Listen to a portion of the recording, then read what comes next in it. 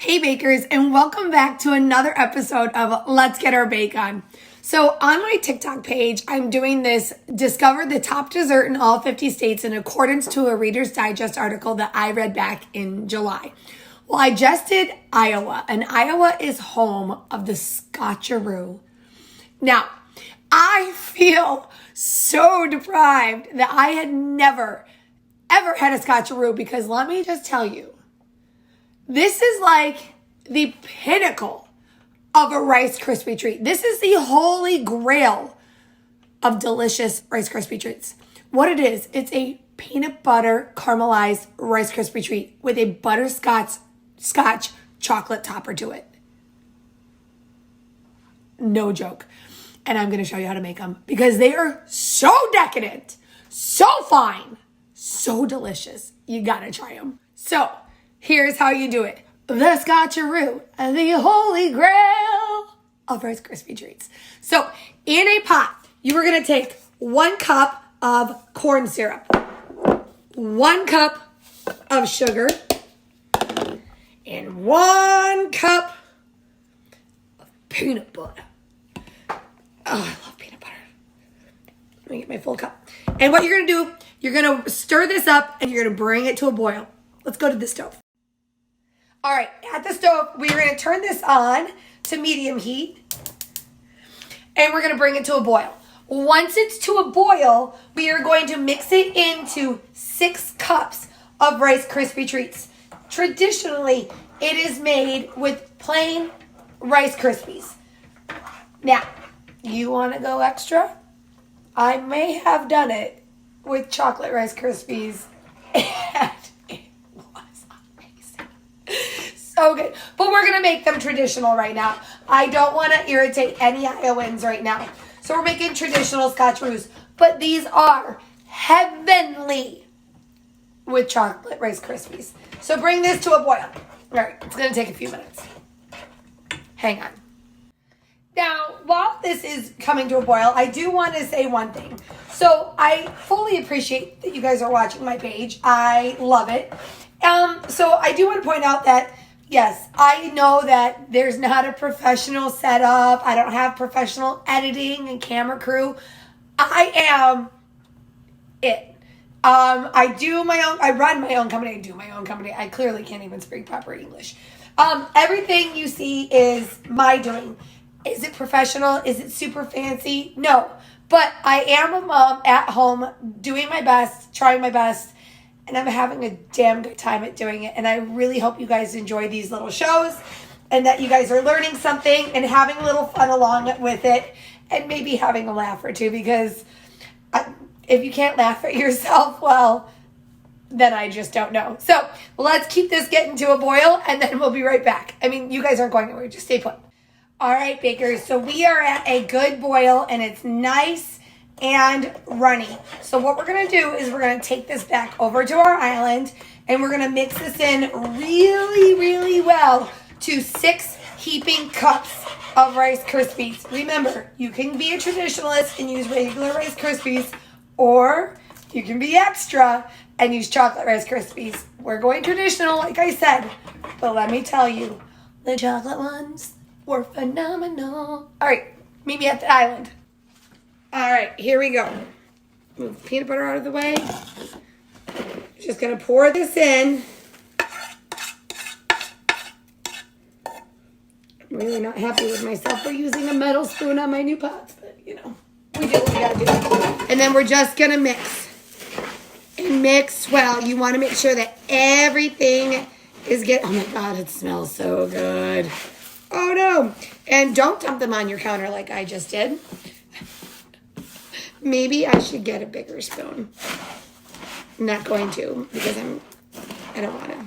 But and just keep rotating to get all those dry ones from the bottom. I do a rotate and turn because then you really get a good. There we go. It is very hot. I don't recommend you eat it like. So now that we're fully mixed, we're going to take a well-greased baking dish. I'm using a disposable one because, again, these are for the firefighters, and I've given my good glass ones. I don't ever get them back. So we give the boys disposable. And what we're going to do is we're going to dump this in our baking dish and we're going to flatten it out. All right. Work it all to your corners and flatten and smush. Flatten and smush. Don't crackle them though, meaning like you don't want to be breaking up your Rice Krispies. You just want to kind of compact them down and make it even. All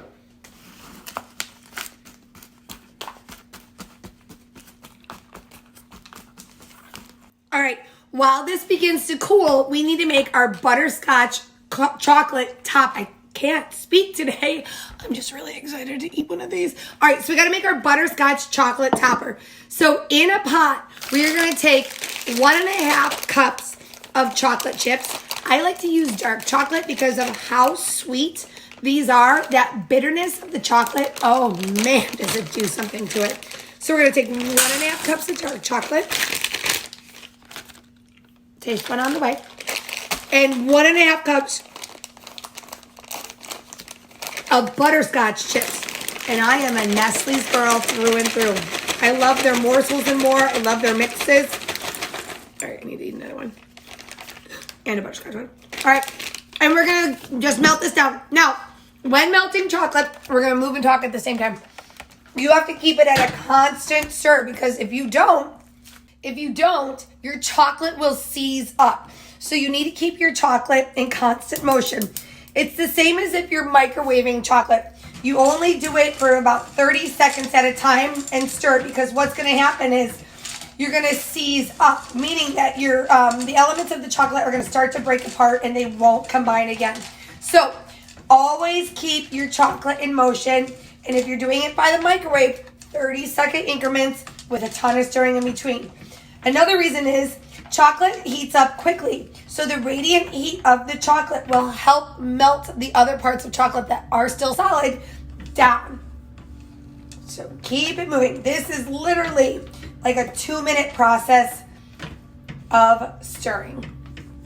Scrape your sides. I recommend doing it with a spatula because after this is all melty and good, once your chocolate is fully melty or melted, we're going to go back over to the islands. Walk with me. See? Super professional. And you're going to just pour it on top of your peanut butter Rice Krispies. Caramelized peanut butter Rice Krispies. And you're going to spread it out. I like to get all of the chocolate because I want all of the chocolate. And you're just going to evenly spread it out on top of your scotcheroos.